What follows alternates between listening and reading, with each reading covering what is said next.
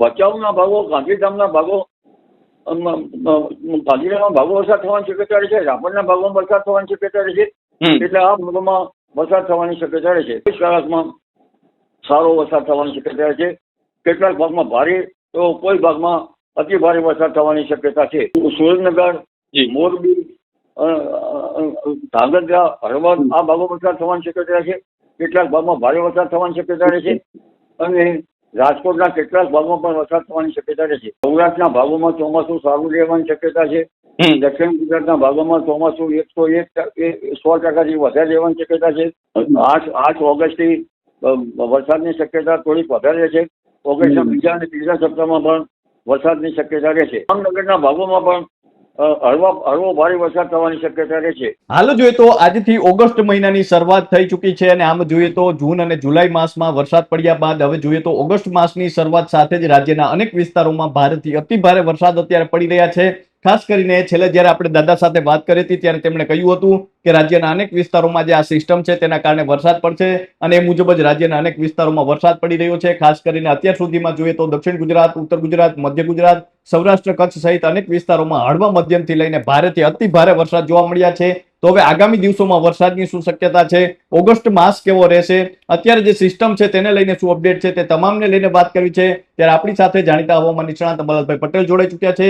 તો તેમની સાથે જ સીધી વાત કરીએ વાત ગુજરાતી પર. દાદા, વાત ગુજરાતીમાં આપનું ખૂબ ખૂબ સ્વાગત કરું છું. વાત ગુજરાતીમાં આપનો આભાર. જી દાદા, શું કહેશો કે અત્યારે ખૂબ સારો વરસાદ પડી રહ્યો છે, ખાસ કરીને સૌરાષ્ટ્રમાં ઘણા સમયે સારો વરસાદ પડ્યો છે. અત્યારે જોઈએ તો જામનગર, દ્વારકા સહિતના વિસ્તારોમાં પણ હળવો મધ્યમ વરસાદ શરૂ થયો છે. તો શું કહેશો દાદા, વરસાદ કેટલા દિવસ રહેશે અને ઓગસ્ટ માસ કેવો રહેશે? હમણાં કેટલીક સિસ્ટમોના લીધે લગભગ 200-400 એચપીએ ના લેવલ ઉપર પશ્ચિમ સૌરાષ્ટ્રના ભાગોમાં ભેજ નતો અને પશ્ચિમના છૂટા પવનો પણ આવતા હતા. એટલે વરસાદ થવામાં અને ઉત્તર અરબ સાગર સક્રિય નતો એટલે દ્વારકા તેમજ પોરબંદરના ભાગોમાં વરસાદ થવામાં નહોતો. જામનગરના ભાગોમાં તેની અસર જોકે ઓછી રહી શકી હોય તેમ જણાય છે. પરંતુ હવે હજુ પણ સિસ્ટમો તો સક્રિય નથી, કારણ કે બંગાળના ઉપસાગરનો ભેજ ત્યાં પહોંચતો નથી અને ત્યાં ઉત્તર અરબ સાગરમાં સિસ્ટમ બનતી નથી. આમ છતાં આ તટ ભાગોમાં વરસાદ થવાની શક્યતા છે. હળવા મધ્યમ વરસાદ થવાની શક્યતા છે. ખાસ કરીને દ્વારકાના ભાગોમાં પણ હળવા મધ્યમ ઝાપટા પડવાની શક્યતા રહેશે. પોરબંદરના ભાગોમાં પણ હળવા મધ્યમ ઝાપટા પડવાની શક્યતા રહેશે અને જામનગરના ભાગોમાં પણ હળવો ભારે વરસાદ થવાની શક્યતા રહેશે. જી તો દાદાએ ખાસ કરીને પશ્ચિમ સૌરાષ્ટ્રની વાત કરી છે, દ્વારકા, જામનગર અને પોરબંદર વિશે વાત કરી છે. દાદા, એ સિવાય રાજ્યના કયા વિસ્તારોમાં વરસાદની શક્યતાઓ છે? તટ ભાગોમાં વરસાદ ઓછો હતો, કચ્છના ભાગોમાં પણ વરસાદ ઓછો હતો. એટલે કચ્છના ભાગોમાં પણ કેટલાક ભાગોમાં આજે વરસાદ થવાની શક્યતા રહેશે. ખાસ કરીને ભચાઉના ભાગો, ગાંધીધામના ભાગો, ગાંધીધામના ભાગો વરસાદ થવાની શક્યતા રહેશે. રાપરના ભાગોમાં વરસાદ થવાની શક્યતા રહેશે. એટલે આ ભાગોમાં વરસાદ થવાની શક્યતા રહેશે.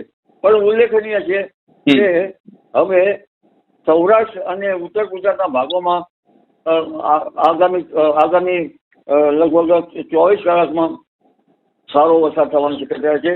કેટલાક ભાગમાં ભારે તો કોઈ ભાગમાં અતિ ભારે વરસાદ થવાની શક્યતા છે. આ સિસ્ટમમાં હાલ છે કે રાજસ્થાન તરફ જવાની શક્યતા રહે છે. એટલે રાજસ્થાનના સરહદના ભાગોમાં ગુજરાતના છે તેમાં વરસાદ થવાની શક્યતા રહે છે. કેટલાક ભાગમાં ભારે વરસાદ થવાની શક્યતા છે. પાટણ, સમી, હાઈડના ભાગમાં વરસાદ થવાની શક્યતા છે. કેટલાક ભાગમાં ત્યાં ભારે વરસાદ થવાની શક્યતા રહે છે અને બનાસકાંઠાના ભાગોમાં પણ વરસાદ થવાની શક્યતા રહે છે.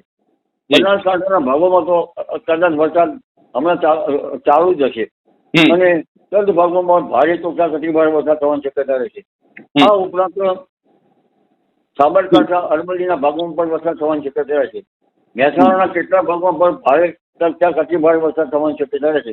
એટલે ઉત્તર ગુજરાતના ભાગોમાં વરસાદ સારો ભારે ત્યાં વધુ ભારે વરસાદ થવાની શક્યતા રહે છે. મધ્ય ગુજરાતના ભાગોમાં અમદાવાદ, ગાંધીનગરના ભાગોમાં પણ વરસાદ થવાની શક્યતા રહે છે અને મધ્ય ગુજરાતના અન્ય ભાગોમાં પણ વરસાદ થવાની શક્યતા રહે છે. પણ ઉલ્લેખનીય છે કચ્છમાં વરસાદ થયા બાદ ઉત્તર સૌરાષ્ટ્રના ભાગોમાં પણ વરસાદ થવાની શક્યતા રહે છે. ખાસ કરીને સુરેન્દ્રનગર, જી. મોરબી, ધાંગધ્રા, હળવદ આ ભાગોમાં વરસાદ થવાની શક્યતા છે. કેટલાક ભાગમાં ભારે વરસાદ થવાની શક્યતા રહેશે અને રાજકોટના કેટલાક ભાગમાં પણ વરસાદ થવાની શક્યતા રહેશે. ખાસ કરીને સુરેન્દ્રનગરના અન્ય ઉત્તર સૌરાષ્ટ્રના કેટલાક ભાગમાં વધુ વરસાદથી ખેડૂતના ખેતરમાં પાણી ભરાઈ જાય તો નિકાલની વ્યવસ્થા કરવી યોગ્ય છે. અને ગામ અને શહેરોમાં પાણી ભરાય તો તેના નિકાલની વ્યવસ્થા કરવી યોગ્ય ઘટે. એટલે આ વરસાદ જે છે એ સૌરાષ્ટ્રના ભાગો, ઉત્તર સૌરાષ્ટ્રના ખાસ કરી અને ઉત્તર ગુજરાતના ભાગોમાં આ વરસાદી વહનની અસર થવાની શક્યતા રહે છે. જી. તો જે રીતે દાદાએ વાત કરી છે, ખાસ કરીને કચ્છના વિસ્તારોમાં આગામી 24 કલાકમાં વરસાદની શક્યતા છે. એ ઉપરાંત આગામી 24 કલાકમાં સૌરાષ્ટ્ર, જેમાં ખાસ કરીને ઉત્તર સૌરાષ્ટ્ર અને સાથે જોઈએ તો ઉત્તર ગુજરાતના વિસ્તારોમાં પણ ભારે વરસાદની શક્યતાઓ દાદા વ્યક્ત કરી છે. દાદા, હવે એ જાણવું છે કે આ સિસ્ટમની અસર કેટલા દિવસ રહેશે અને આ વરસાદી રાઉન્ડ જે અત્યારે ચાલુ છે તે વરસાદી રાઉન્ડ કેટલા દિવસ સુધીમાં વરસાદ આપશે? આ કેટલીક સિસ્ટમો દક્ષિણાવર્તી છે એટલે ઉત્તર ગુજરાતમાં વરસાદ થઈ રહ્યો છે અને સિસ્ટમ ધીરે ધીરે રાજસ્થાન ભાગ તરફ જશે અને રાજસ્થાનથી પછી રાજસ્થાન થઈ અને ઉત્તર ભારતના ભાગોમાં થવાની શક્યતા રહે છે. પછી ધીરે ધીરે ઉત્તર પૂર્વીય ભાગોમાં વરસાદ થવાની શક્યતા રહે છે અને રાજસ્થાનના કેટલાક ભાગોમાં વરસાદ થવાની શક્યતા રહે છે. એટલે આ સિસ્ટમની અસર હજુ આગામી 24 કલાકની આસપાસ તો રહેવાની શક્યતા રહે છે. એટલે હમણાં એકાદ બે આગામી 48 કલાક તો ઉત્તર સૌરાષ્ટ્ર અને ઉત્તર ગુજરાત માટે સારા વરસાદ ના રહે. અલબત્ત કેટલાક ભાગમાં ભારે વરસાદ ના રહે, કેટલાક ભાગમાં અતિ ભારે વરસાદ ના રહે અને ગુજરાતના અન્ય ભાગોમાં વરસાદ થવાની શક્યતા રહે. દક્ષિણ સૌરાષ્ટ્રના ભાગમાં વરસાદ થાય, સૌરાષ્ટ્રના છૂટાછવાયા ભાગોમાં વરસાદ થવાની શક્યતા રહે છે. તેમજ દક્ષિણ ગુજરાતના ભાગોમાં તો વરસાદ થતો હોય છે, ત્યાં પણ ભારે વરસાદ થવાની શક્યતા રહે છે કેટલાક ભાગમાં. એટલે સામાન્ય રીતે ગુજરાતના મોટા ભાગના ભાગોમાં વરસાદ થવાની શક્યતા રહે છે, પરંતુ ખાસ કરીને ઉત્તર સૌરાષ્ટ્ર અને ઉત્તર ગુજરાતના ભાગોમાં ભારે વરસાદ થવાની શક્યતા રહે છે. તો દાદા જે રીતે વાત કરી છે કે આગામી 48 કલાકમાં રાજ્યના અનેક વિસ્તારોમાં ત્યાં વરસાદ વરસી શકે છે અને સિસ્ટમની અસર છે તે આગામી 24 કલાકમાં ખૂબ રહી શકે છે અને તે બાદ ધીરે ધીરે સિસ્ટમ છે તે રાજસ્થાન તરફ જાય તેવી શક્યતાઓ છે. દાદા, હવે એ જાણવું છે કે આ રાઉન્ડ પત્યા પછી આગામી સમયમાં ઓગસ્ટ માસમાં કેટલા રાઉન્ડ આવશે વરસાદના અને ઓગસ્ટ માસ કેવો રહેશે ગુજરાત માટે? ઓગસ્ટ માસમાં વરસાદ થવાની શક્યતા છે. આયુડી કંઈક પ્રયોગાત્મક રીતે, એટલે કે હજુ તેને સ્ટેબલ કરવામાં તજજ્ઞો થોડા દિવસ પછી આપણે ખ્યાલ આવે કે આયોડી પોઝિટિવ છે કે નહીં. પરંતુ અત્યારે આયોડી પોઝિટિવ તરફ જઈ રહી, આયોડીનું જોર પોઝિટિવ તરફ જઈ રહ્યું છે, હકારાત્મક છે. તેમજ અન્ય બાબત જોઈએ તો બંગાળ ઉપસાગરની શાખા પણ સક્રિય થવાની શક્યતા રહી છે. એમજીઓનું જોર નથી, પરંતુ પેસિફિક મહાસાગરમાં સ્ટોર્મ એટલે એની ભાષામાં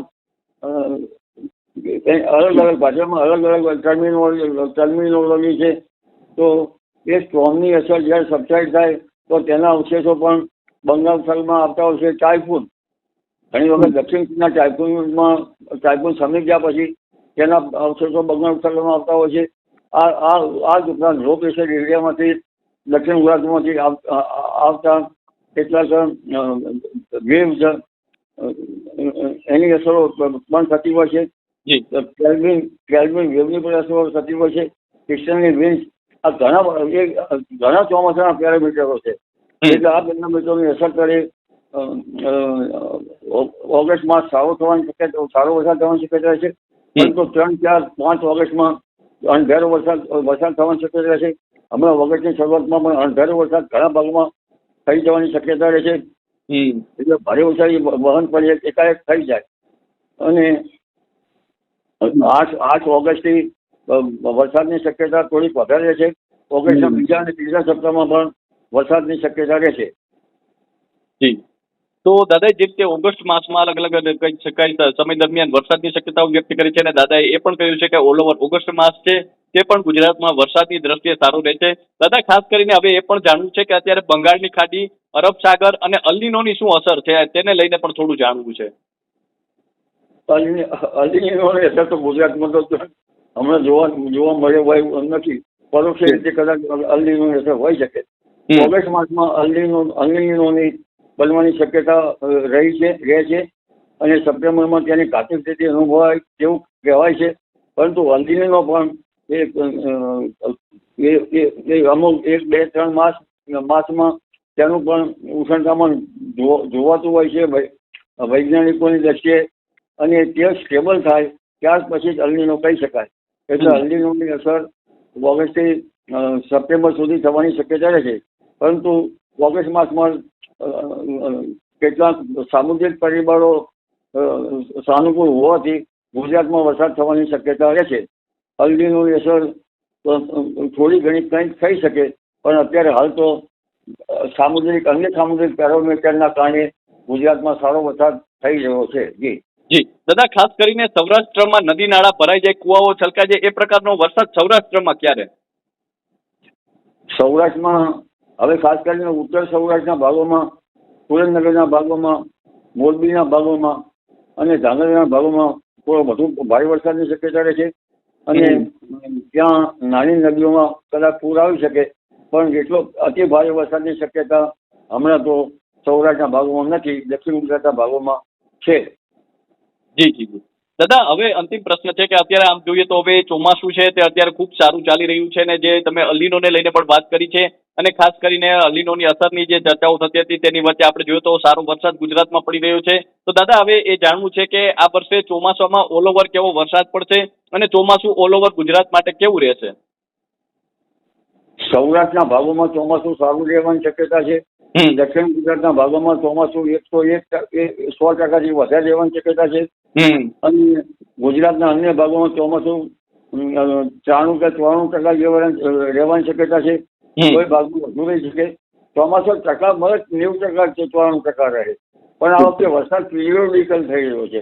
એટલે વરસાદના ટકાવારી ઓછા હોવા છતાં પિરિયોડિકલી જે વરસાદ થાય, જ્યારે વરસાદની જરૂર હોય ત્યારે એ વરસાદ સારો કહેવાય. જી, એટલે અત્યારે સારો વરસાદ થઈ રહ્યો છે અને ચોમાસું લગભગ 94%ની આસપાસ ગુજરાતના ભાગોમાં રહેવાની શક્યતા રહે છે. કોઈ ભાગમાં 100%, તો કોઈ ભાગમાં દરિયા કિનારાના ભાગોમાં કંઈક 95% જેવું અમુક ભાગમાં, અને અમુક ભાગમાં લગભગ 96% જેવું રહેવાની શક્યતા ગણી શકાય. જી તો દાદા, અમારી સાથે જોડાવા બદલ અને આપનો કિંમતી સમય આપવા બદલ ખૂબ ખૂબ આભાર. તો આ હતા ગુજરાતના જાણીતા હવામાન નિષ્ણાંત મલ્હારભાઈ પટેલ. ખાસ કરીને દાદાએ જે રીતે વાત કરી છે, અત્યારની જે સિસ્ટમ છે તેને લઈને વાત કરી છે, અને સાથે જ ઓગસ્ટ માસની જ્યારે શરૂઆત થઈ છે તો ઓગસ્ટ માસમાં વરસાદના રાઉન્ડને લઈને વાત કરી છે, અને સાથે જ સૌરાષ્ટ્રમાં, કચ્છમાં, ઉત્તર ગુજરાત, દક્ષિણ ગુજરાત અને મધ્ય ગુજરાતમાં પણ વરસાદની શક્યતાઓને લઈને વાત કરી છે. તો હાલ બસ આટલું. ફરી મળતા રહીશું વાત ગુજરાતી પર.